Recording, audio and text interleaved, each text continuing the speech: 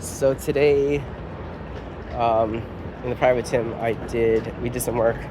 So I've had trouble with when my opponent's standing and I'm sitting, and I will just sort of let them get grips on my legs, and then I'm kind of screwed because they control my legs, and then they can just pass me. So today we worked on, well, not allowing that to happen. So first of all, I need to maintain distance properly so they can't get grips on my legs. Second, if they do get grips on my legs, I need to break the grip. You need to sort of isolate their grip and then kick. So suppose their right hand grips my left knee, so then I do like a bicep curl around his wrist, and then I kick my left leg out. Yeah. So then, so that's that. Also, one key thing that helps is before he gets the grips, I don't want to be straight on to him, because then I need to defend both knees. So I want to be sort of diagonal facing.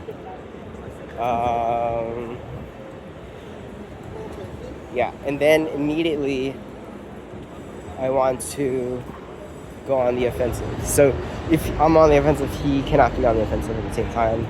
So once I break the grip, then I gotta get into De La Riva, or I gotta get into Spider. We worked on De La Riva. One thing with De La Riva that I've been doing wrong is I've just been getting a De La Riva hook. So all I've been trying to do is get the shoelaces, say, of my left foot behind his right knee, and then turning my knee up to get a hook.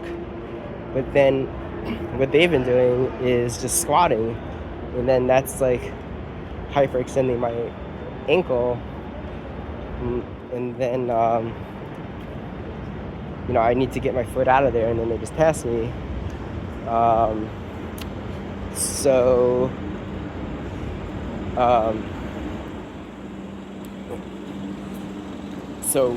what Tim is saying is that my knee actually has to be next to his knee, and then the hook is wherever the hook is. So the hook could be like near his groin or something. Before my emphasis was on getting the hook behind the knee. So now my emphasis is getting my knee next to his knee, and then getting a hook, no matter where that hook is. Another thing is the other leg needs to be turned in. So I guess I've been kind of like lazily just slapping it against the outside of his hip. It needs to be shoelaces with like the knee turned in. The whole point of that is so he can't do a knee cut.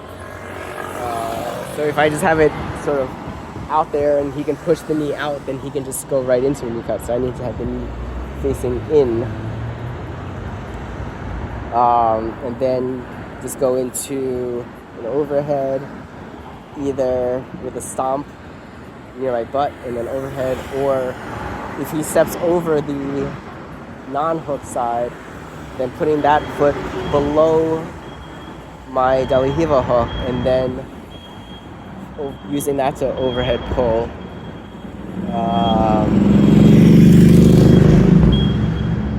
So that was what we worked on today in the private, second half of the private. In the rolls today, there's one roll that is pretty interesting. Is I went against a black belt that I rolled against last week. He said that he hadn't done any jiu-jitsu in like 13 years last week, and then this week he said, I haven't put a gi on in 13 years, so I don't know what the story really is. He was pretty out of shape because he was like breathing heavily the whole time, and then he was like kind of like bullying me because he was bigger and stronger. So, but he had a hard time subbing me. So in the beginning, the first half or so, he had my back. Then I managed to get out of it. Then he got me into some sort of omoplata that I had trouble with. Well, I mean, I always had trouble with omoplata. But I started trying to roll out of it, and he maintained it. And then I eventually tapped there. But I was pretty happy. I got out of his back control. I stayed out of the back submission. And then after we reset, I got into top position. I'm not sure. I think it was just kneeling start. And then I just got like collar and pants grip or something like that. And then got into passing position. And then I went into knee cut and got my knee ahead of his. So I sat back on his knee and then got the cross collar. So I was using the cross collar to pass. My foot still got stuck, and I just kind of maintained that position, trying to get my foot loose when the bell rang. But I was pretty happy with that roll there.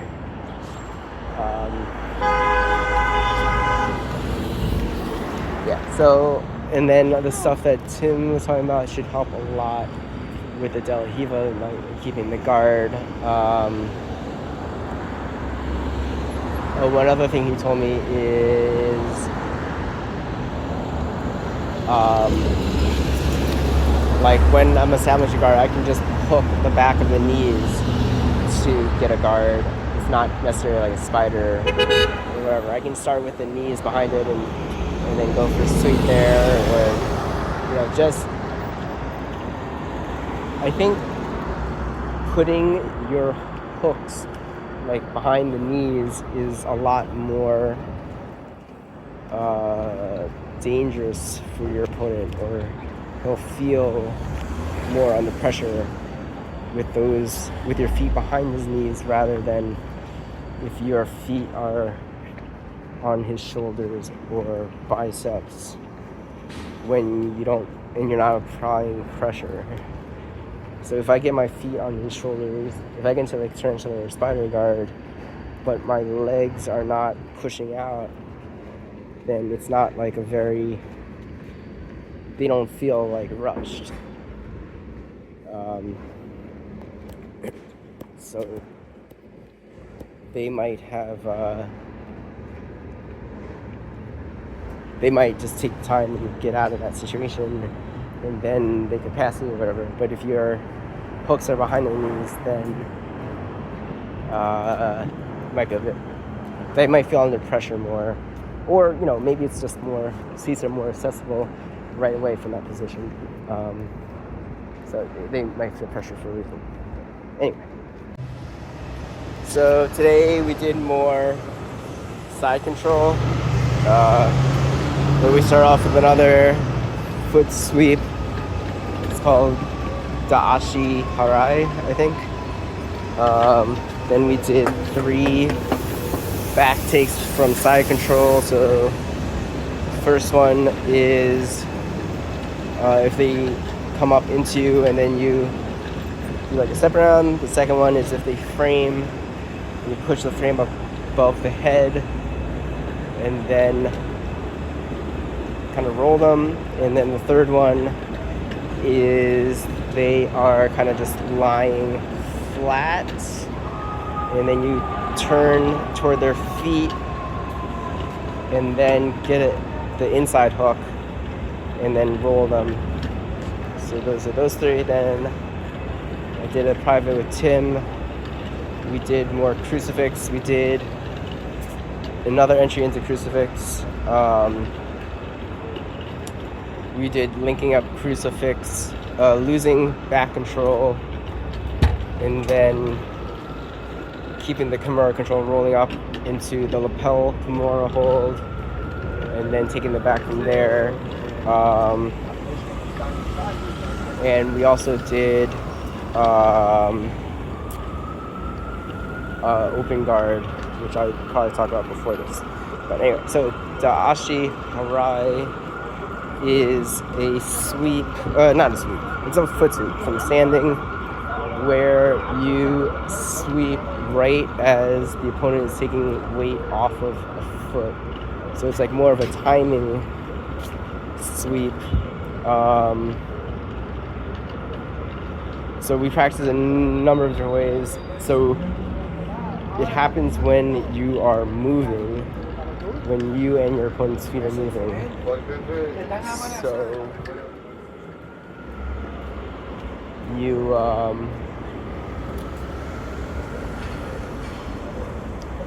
So you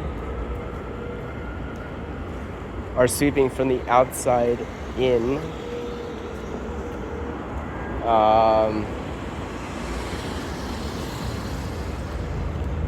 Okay, we're sweeping from the outside in. So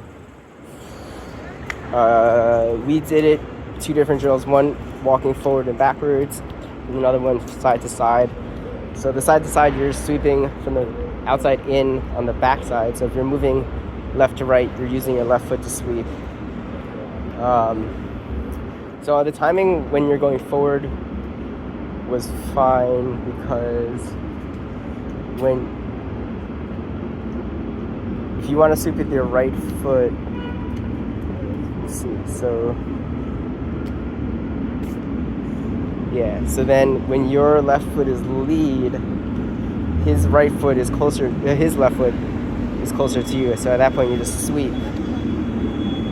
But when you're backing up,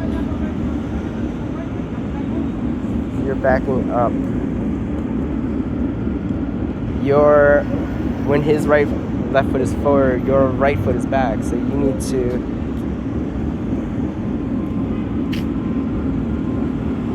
I guess this is the timing, is you don't put your right foot down. So if you're gonna sweep with your right foot,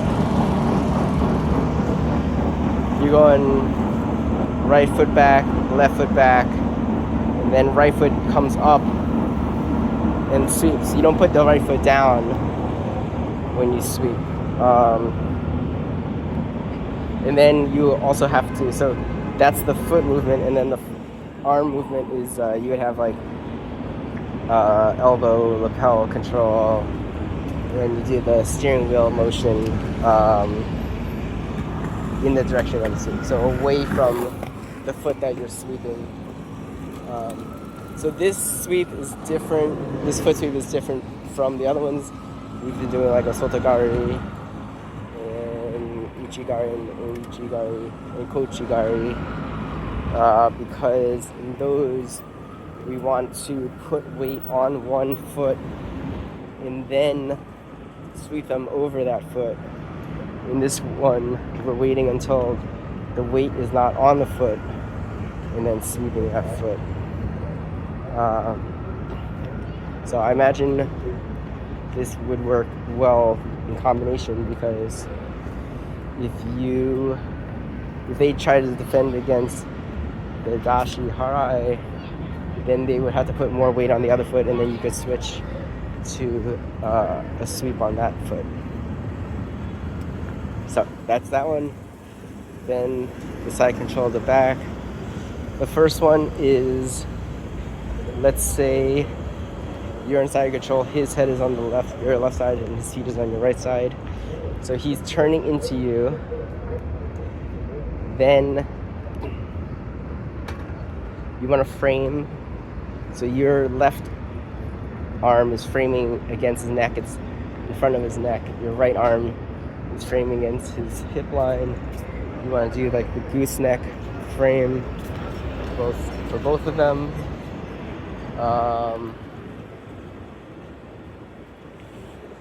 Then he's turning into you. So your right knee comes up to his collarbone level. And then you step with your left foot around the back, over his head, so to the far side of his head. And then your left knee comes to the ground, so you step around and then you kind of quickly pivot So your left knee comes to the ground as you bring your body to the backside of him.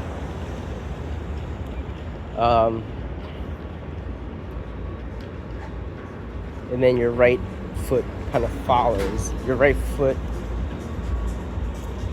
was in front of his face, so now you bring around to behind.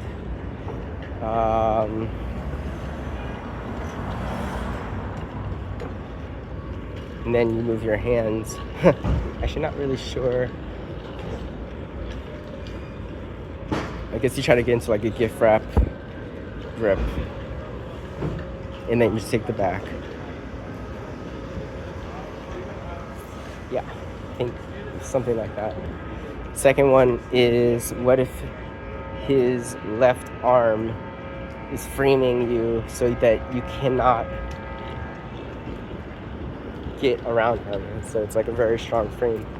So now you just you push his frame above his head. So you push his left arm above his head.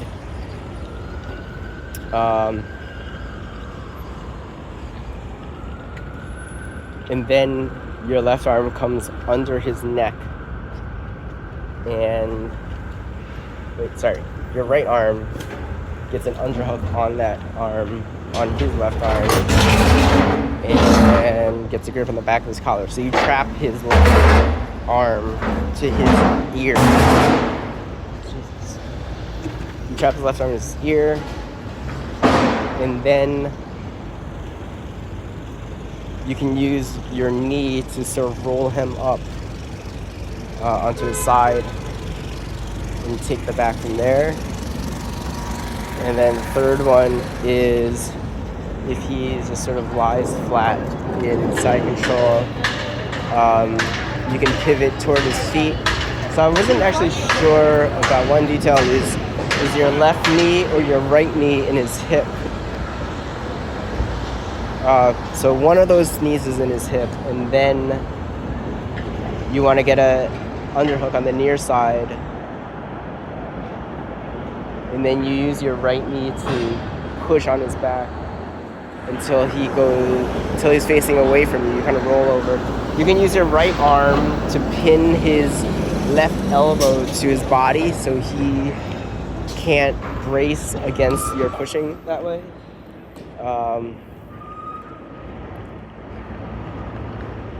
Yeah, and then you just roll him to the back side that way.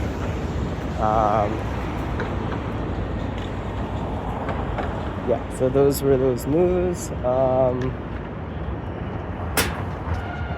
Yeah, then in Tim's, we did a private Tim. We did work crucifix. I have that on video. And then we also did some work on sort of seated guard against a standing opponent, but I will have talked about that earlier.